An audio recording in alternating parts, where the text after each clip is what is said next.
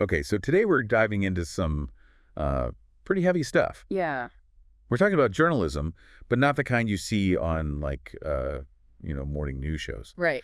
We're going deep into how journalists operate in places where freedom of the press is, well, let's just say it's not exactly a top priority. Yeah, we're talking about places like Russia where speaking truth to power can have like life-altering consequences. Yeah. And to really understand the gravity of that, let's start by looking at what Russian journalists face every single day. Because it's so easy to take for granted the freedom to just ask tough questions. Right. But in Russia, challenging the official narrative can be incredibly dangerous. Absolutely. Like, think about what would happen if a Russian journalist, let's say on a state-run news channel, suddenly started grilling a government official, Oh, yeah. the way we sometimes see in Western media. Yeah, we see some pretty heated exchanges between reporters and politicians here. But Right. in Russia, It would be unthinkable that journalists would likely be arrested, imprisoned, labeled an enemy of the state, and the consequences could go far beyond just losing their job. We're talking potential physical harm, intimidation, even threats to their family. that's a chilling reality. And it makes you realize how different the stakes are for journalists operating under authoritarian regimes. Exactly. It's a completely different landscape now. With that in mind, let's shift gears a bit and talk about Tucker Carlson's upcoming interview with Sergei Lavrov, Russia's foreign minister. Okay. Um, Because on the surface, it might seem like just another interview. But knowing what we know about the risks Russian journalists face, right. it takes on a whole new meaning. Right, and this is where the concept of a softball interview comes in.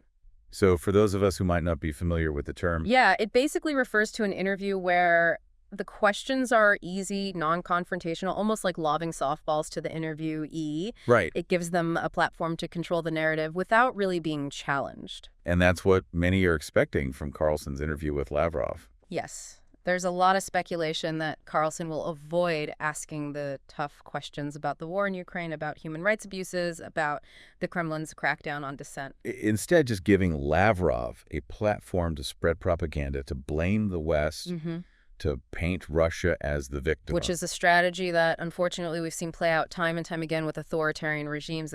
They use figures like Carlson, whether intentionally or not, to legitimize their narratives and to reach a wider audience. Yeah. That's what's so concerning, right? I Yeah. mean, we're talking about a regime that silences its own journalists, that throws them in prison for speaking out. And here we have a Western journalist essentially giving them a free pass. Yeah, it raises serious questions about the ethical responsibility of journalists, especially those who have the freedom and the platform to hold powerful figures accountable.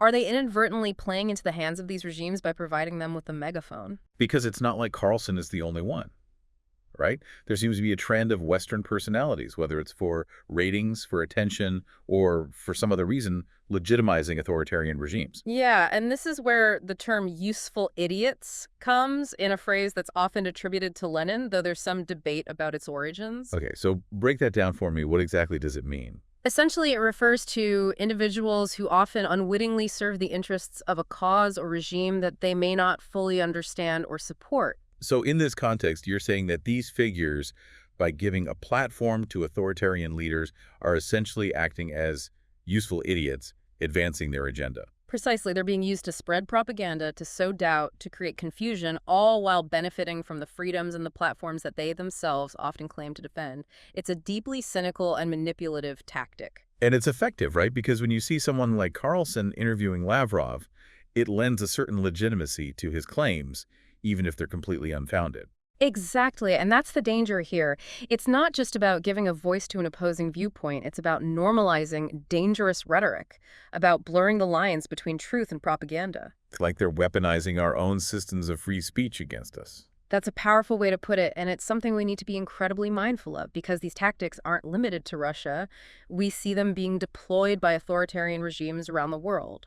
So what can we do about it? I mean, how do we combat this kind of manipulation? Well, for starters, we need to be more critical of the information we consume.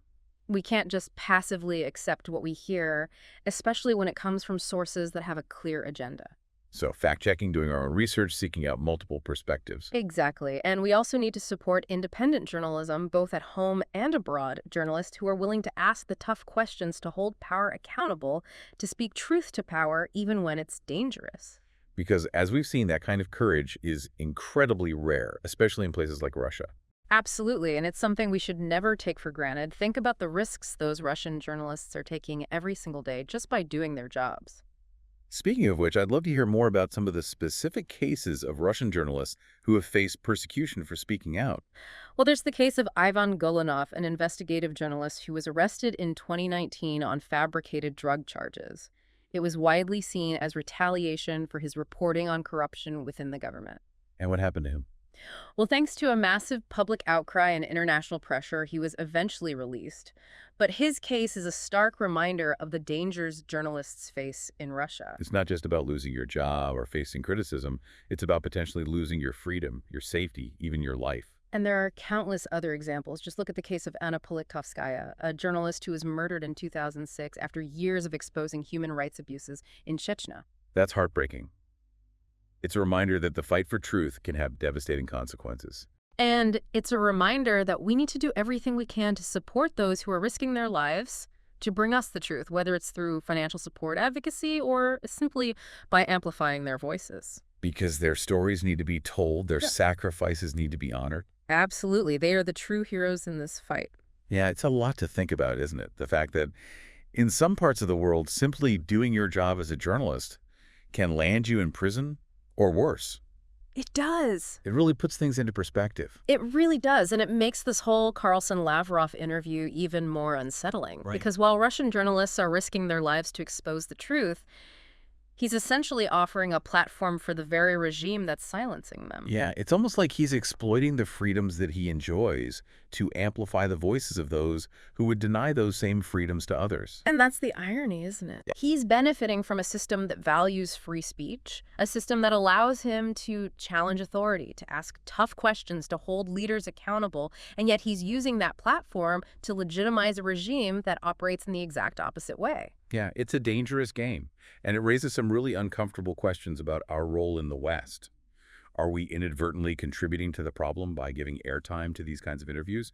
Are we failing to adequately support those who are fighting for truth and freedom in places like Russia? Those are questions we all need to grapple with because the fight for truth isn't confined to geographical borders, it's a global fight. And the consequences of silence, of apathy, are far too high. So what can we do? How can we make a difference?